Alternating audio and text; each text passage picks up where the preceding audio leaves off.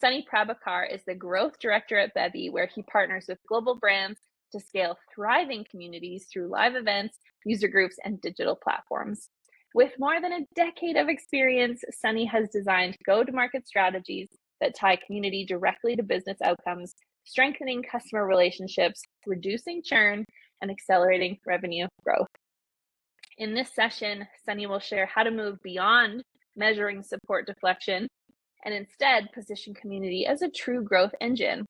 He will show us how to tie engagement to pipeline expansion and advocacy and speak about ROI in a language that executives can't ignore. Please join me in welcoming Sunny Prabhakar.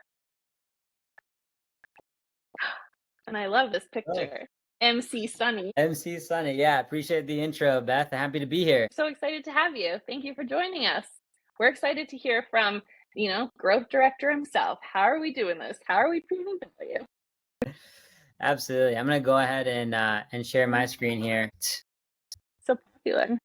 Yeah, no. All right. First of all, before we get started, can everyone just drop some emojis, some claps, some fun things for Beth, for Francisco, for Paz, for putting this entire event on and being with us for these 24-hour events. I mean, this is a huge achievement for the community world. I'm going to be talking about how we move beyond support ticket deflection and improving community ROI, why this is important for us all right now. And the biggest thing here too to think about is that I'm not going to be your typical speaker because one, I've led communities, obviously. I work with communities today on a daily basis, but I also lead, the go-to-market functions, sales, marketing, the people that you all are going to want to interact with and talk to get buy-in from the community experience. So first thing I like to see in the chat is, what if your leadership could think about one metric,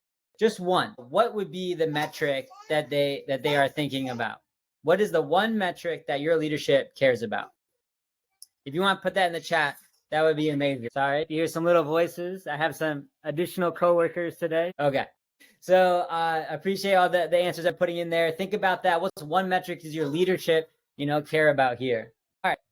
Bevy, if you're not familiar with, is a community engagement platform. If you want to learn more, you can scan that QR code or you can go to bevy.com to find out. The biggest piece here that I'll share with is that the learnings that I'm bringing to you today have been coming with working with some of the leading communities and brands around the world. Everyone from like the tech giants of Salesforce and Google communities who are always the gold standard, but also from the folks who are like Africa's Talking or BYU in higher ed or Pinterest on the B2C side. So several different areas that we're bringing this expertise from. But what's on the playlist for today? So I'm gonna do a quick about me. We'll talk about the deflection deception, AI's impact on community, programs to outcomes, metrics and ROI formulas. I'm actually gonna give some real actionable key takeaways that you guys can use in your daily lives as community leaders here. So a little bit about me, like Beth mentioned, I'm the growth director at Bevy, which means I lead the sales and marketing teams here. But primarily, I come from it from a consultative approach. So really figuring out what people's, problems are, how they're addressing today. Can Bevy be a fit? Maybe. Or how do we figure out, what the right solution is for them at their stage of community? My community journey, I built and ran a completely community-led community in Minnesota for 6 years. I was turned to a nonprofit. We had it fully funded.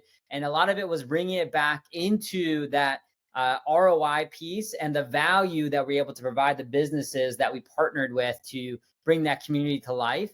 Events and community have been in my blood for ever since I've been 16, 17 years old. And I'm so thrilled that I get to continue that growth and helping brands and companies with Bevy as well. Obviously, you see my beautiful wife. You heard my kids probably in the background as they're running around since school is out here in the US.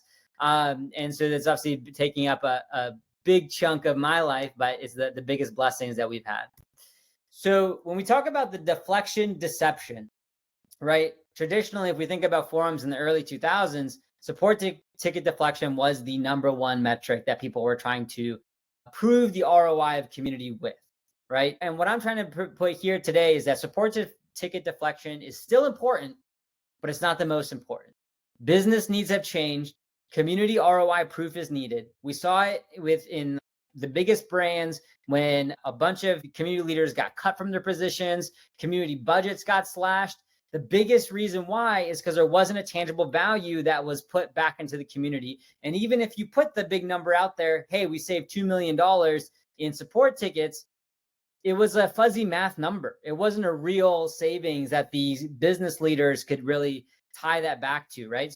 That's why I'm saying it's still important. We should still definitely report on it. We should still definitely show how that value is being created. But acquisition and retention are going to be the key priorities of business since 2023 and moving forward as people make strategic decisions about budgets, where they're going to invest their dollars, as obviously money and things like that have been a lot more stringent. There are problems are being solved outside of our community. Communities at risk. I'm going to share about that in a little bit here. And then ultimately, job security for all community leaders really depends on being able to show value. And that goes across the board.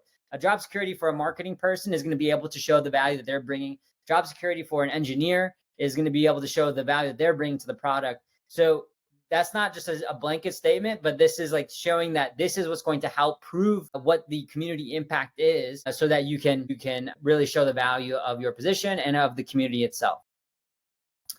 So the first thing I want to talk about is AI's impact on community. So AI's impact on community has been felt immediately. We've seen 40 to 50% drop-offs from on community pages in terms of page views, visits, time on site. And that is because, with AI, Gemini be providing answers to questions in Google searches, people using LLMs to do that, we're seeing impressions of searches go way up for results, but click-through, which means clicking into the actual result, which is from your community, go down. This is why support ticket deflection is no longer going to be a great indicator of what's happening in the community, because you're going to see that number go down when people are getting the answers from your community, but there's no way for you to even account for what's happening there. The other thing that we're seeing is the growth of zero-click search. So same sort of area here where people are finding the answers from the search results themselves and not actually clicking onto the branded community pages, the branded help docs, the branded support pages, right? So this is a really key indicator of what's going to be happening as it continues to grow over time. And we're going to see people continue to get answers quickly outside of the community, even if the answer is coming from the community. And so obviously you all have seen the CMX mantra, but in case you haven't, we have the widely accepted spaces model, right? So support, product ideation, acquisition, content, engagement, success are all part of what will generate the business of community. Thank you, Beth, for throwing that link into the chat here. If you haven't read David Spinks's book, The Business of Belonging, definitely check it out. It goes into this in much more depth. What I want to say here too is, like, when we think about how like a gold standard like Salesforce has taken some of the spaces model to heart, is that this is how that they have been able to show to leadership the power of a community and to get leadership to invest into community and to continue to build into what's going on in here. So not only are they seeing, okay, after they used Bevy, they grew, 7x from the community size. That's great. That's amazing. But what is that doing for the business? A 2x increase in ACV value. So ACV is average contract value. So a 2x increase in people spending more money from current customers. A 3 times reduction in people leaving the company, leaving as a customer, and a 35% higher platform adoption rate. These are really, really powerful metrics that business leaders cannot ignore. So when we think about community and how is this going to add value in the go-to-market journey, right? We think about the buyer journey, the customer journey. There's several different models out there, but an easy way to think about this is that there's a stage that every person is going to be in, no matter where they are in their journey. Either their awareness is like thinking about the problem, evaluating solutions that can solve the problem, adopting the solution to get really into the problem and fixing it, expanding because they've seen some really amazing results, and then advocating for your brand or your community is being the final piece here.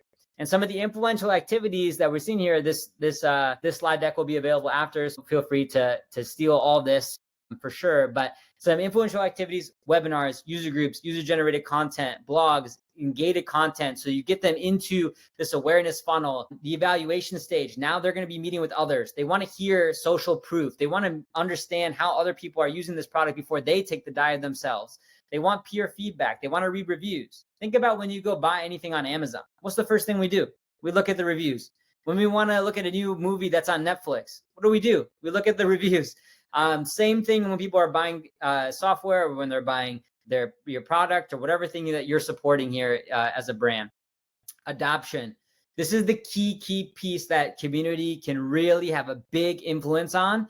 You heard John Wisher talk about it a little bit too. It's just like that education, the user groups, getting peers to be able to learn from each other, knowledge-based articles. How do you increase the chances of your customers not only getting into the product, but being really successful in the product?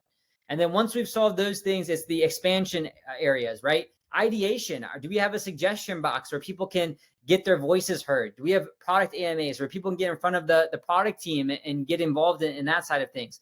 Are there user groups where they can learn how other people are using different parts of the product and get involved in those areas? And then again, that peer learning aspect, that word of mouth aspect, like, oh, what is Nina doing that I'm not doing that I should be taking advantage of in my own company?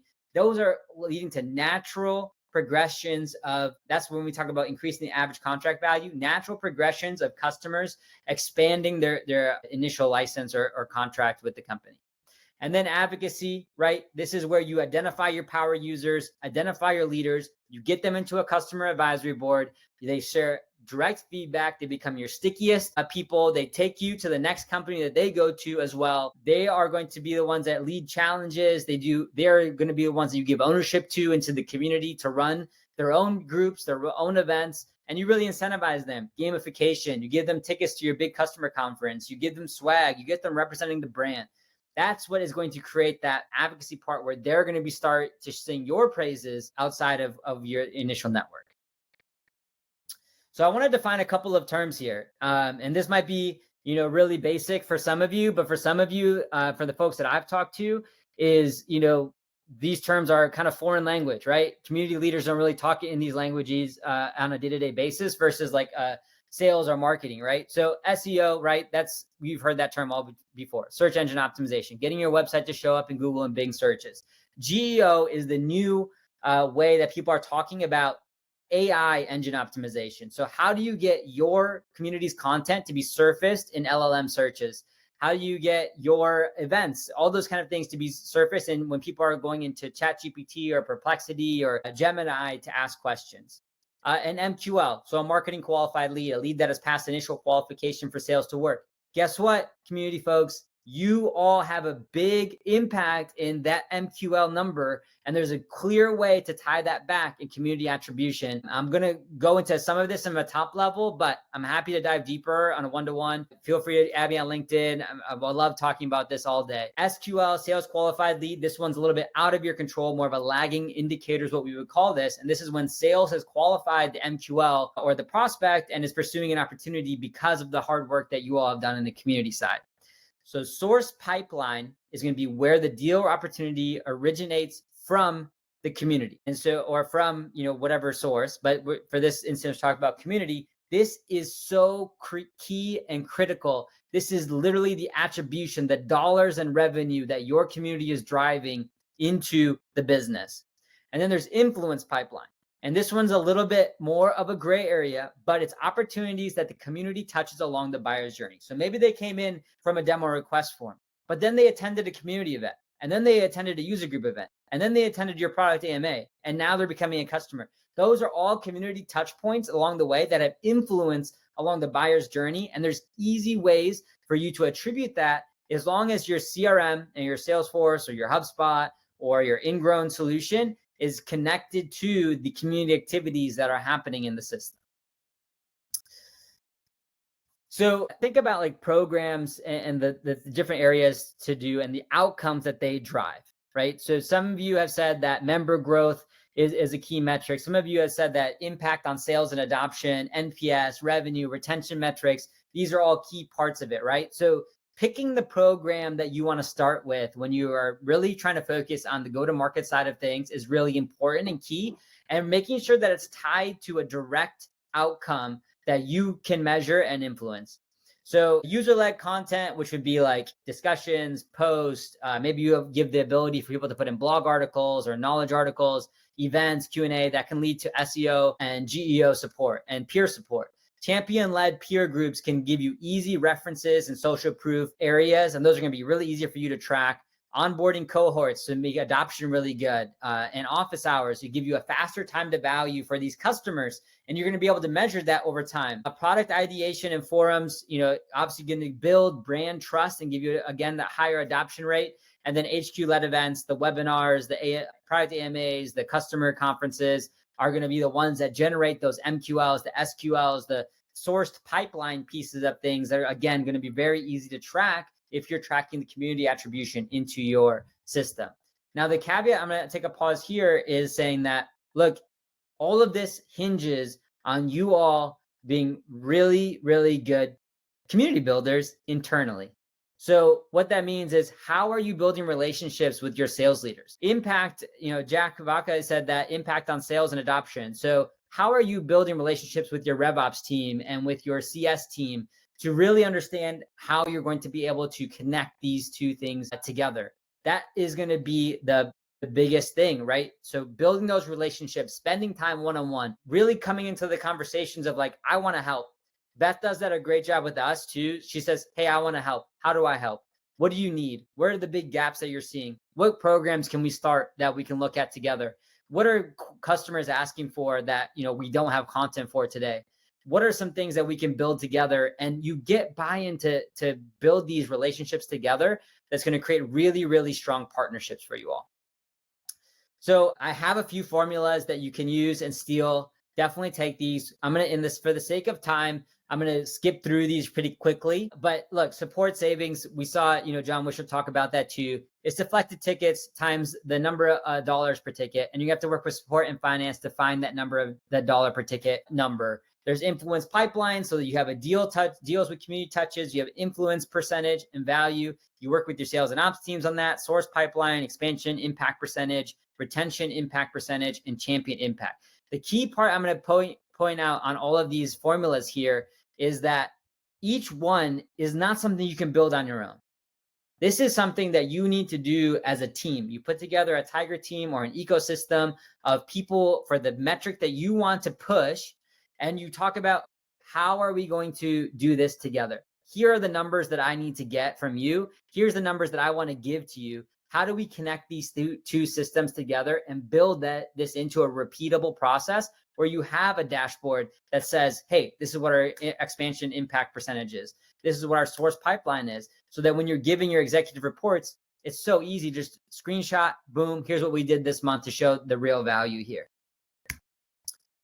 Yep, I know it sounds confusing and it's probably not something we're used to, but for proving the impact of community, it is the business hat that we have to wear as community leaders, and it is going to give you the best opportunities to have voices in these rooms with the business leaders or executive team, ELT, the CEO, with what happens. So if you were thinking about a simply put 90-day action plan, because none of this is easy. I'll be honest, it takes work, it takes effort, but once you do it and you start building it, you're going to see some real fruits from your labor. So in the first 30 days, this is where you're networking internally. You're defining what your key performance indicators are going to be. You set up the tracking, you build the dashboards to affect this change. You move really quickly on these things. The longer time that you take on any of these key areas, the worse it's going to become and the more convoluted. They're going to bring in 10 other stakeholders that have nothing to do with community, and it's going to delay you. So go fast. 60 days in, we're going to pick 1 to 2 metrics that we're really going to focus on. We're going to pick the programs that are going to affect those metrics. We're going to create internal enablement. So this is key. So not only does the conversation end after we figured out the metrics, after we start the programs, we build the programs, we're going to have another meeting with all of those key leaders and talk about, this is what we're going to do. This is when to expect these things to roll out.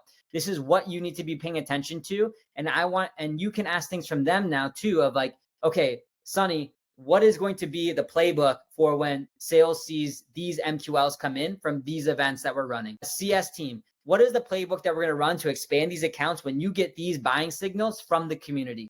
And then we measure and refine that together. 90 days in, you're going to be able to do a QBR style reporting to that same team of here's what we were able to influence. You tell me what the results were on that side of things. You're going to be able to create an ROI executive summary. We have examples of this, by the way, too. So feel free to hit me up in the DMs if you want examples of what these summaries and reporting should look like. And then you're going to define the success metrics. In 90 days in, you have already figured out and tested and experimented something, right? Now we can define, okay, success is going to be a 5% lift here, a 6% lift here, a 10% lift here. Maybe we need 80 more members into the community. We got to run an events program, get the word out there that this community is existing. So these are the ways that you run, and it's these 90-day, these 12-week sprints. If you haven't read the book 12-week year, I highly recommend you do that, because I can almost guarantee you that every sales and marketing leader on your teams have read that book, and that's how they're operating their operations as well, and the things that they're testing. So I want to leave some time for Q&A for sure, but just some key takeaways here. Look, support ticket deflection it will continue to become harder to prove.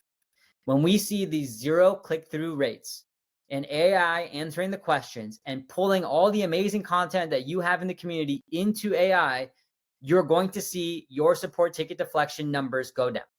And it doesn't mean that you're not deflecting any tickets. It's just harder to prove. Deflection alone means that it will not be enough to justify the community. Networking internally, I almost hate that I put this in this slide, because I realize how icky of a word networking is for everybody. But this is going to be the most important thing that you can do in the next 30 days. Get the buy-in from the other people in the team. Figure out where you can find common roads and commonality. Take the time to meet with them, build those relationships. Go-to-market and CS metrics are always going to have the highest priority in any business. Why? Because the businesses exist to get customers and support customers. That's why all of us have jobs, right? So that is going to be a highest priority for the ELT, for the executive leadership team, for the CEO. That's what they're going to be measured on. So you want to be measured on the same thing and show the value that community is already doing it. And that's the biggest point I want to put in here today too. You all are already doing it. Community is already doing all these things. It's just about how you tell that story. And that's what I want to help you all do, is telling that story really accurately, and then being able to measure if it's going up or down over time. So when you're thinking about community platforms, when you're thinking about community strategy, don't be concerned about features. Look, you don't need everything to be completely personalized every time somebody comes into the community, because guess what? They're finding answers elsewhere. So be more concerned about the outcomes your programming is driving than if you have the winking emoji in your chat. Low engagement is going to equal to low ROI. And so you can see all of the programming pieces that I've talked about is all about driving more engagement into the community. If we don't get the engagement back into the community, there is no way that you're going to be able to show a high ROI from the community. So get that engagement up by focusing on the different programs here. I'm going to skip the Bevy pieces. But again, thank you. You can feel free to connect with me on LinkedIn. This is my email if you have direct questions or specific to you. But I'd love to open it up, Beth, to Q&A from the crowd. Thank you, Sunny. I so appreciate hearing your perspective on this, because obviously Sunny and I work together. We collaborate pretty well, I think, kind of determining like how we can help each other and how we can, get things from each other. So it's always really nice to hear just like your perspective. So we don't have any questions, which I'm shocked by, but I do. And I want to have some of these conversations with you. So one of the first things that I thought of that I would like to hear from you is like, how do you go about balancing the chasing revenue outcome and goal with still keeping the member experience authentic? Because that's something that I really protect at CMX and Bevy. But I would just love to hear your perspective on like how you're thinking about it, how you show up in the community, and how you're making sure that you're like making it still authentic. 100%. Look, the worst thing we could do is be like, hey, community team, here is a demo of Bevy, for example, right? Nobody wants to hear that. Nobody really needs to hear that. They're not ready for that in most cases.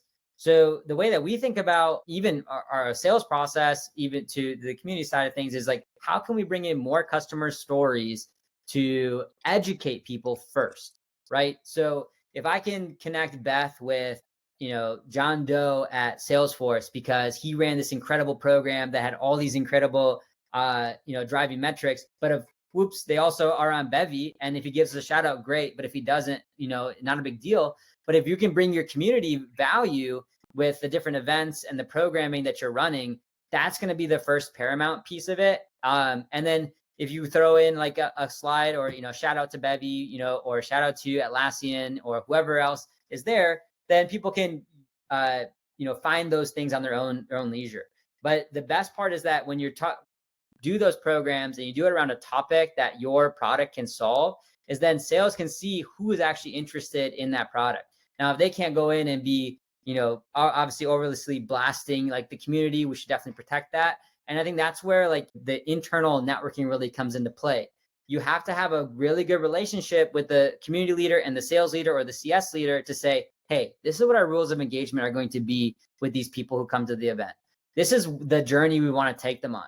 Maybe they came to the event and sales can reach out and be like, hey, here's our next event. Here's the community industry report from CMX. Here's some other things you might be interested in, because buying habits have changed. Nobody's going door to door anymore. Well, some people are, and I've fallen for that. But for the most part, people are really educated buyers. And so how do you just give them the right material so that when they're ready to make a decision, they're going to be looking at you all first and you stay top of mind? And that's where community really comes in. Yeah. And I mean, you mentioned the like authenticity of it. I mean, I, as a member or as a consumer, I don't want to be the target of just like blanket marketing. I don't want it to be like, like where I have to identify if this is relevant to me. So when you're talking about like, okay, so maybe we have, 1,000 people who come to this event, how do like, you also want to make sure that the emails you're sending are going to hit. So you want to make sure that you're not just sending 1,000 emails, like who are the people and what are they doing? And what are the programs they're running? What are the problems they're solving? It's like, you don't want to reach out to someone who can't use the product you're selling because that is inefficient. And you also want to protect your inbox. Yeah, 100%. We could do a whole deep dive on this. I know we only got like 1 minute left. So I just want to say quickly, what we do is that we use HubSpot for our CRM. Every event that we do, it goes through a fit score check. So that's checking company profile, title, those kind of things. We look at engagement before. It's a very manual process for us. We treat these people like people. We don't treat them like numbers. There's no marketing blast campaign. It's very personalized, tailored emails. We have a, educational content that we're ready to serve up, but it's not a like, thanks for joining the event. Here's what Bevy is, if that makes sense. Definitely. Well, and I mean, this is a great example because one of our CSMs reached out and was like, we just had a customer ask me about hosting a 24-hour event. We talked to them and I was like, yes, I want to brag about this event and how it all came together. So that's like some really authentic connecting right there. Thank you so much, Sunny. It's always a pleasure to have you. Thank you so much for sharing all of your experience and your knowledge on our stage.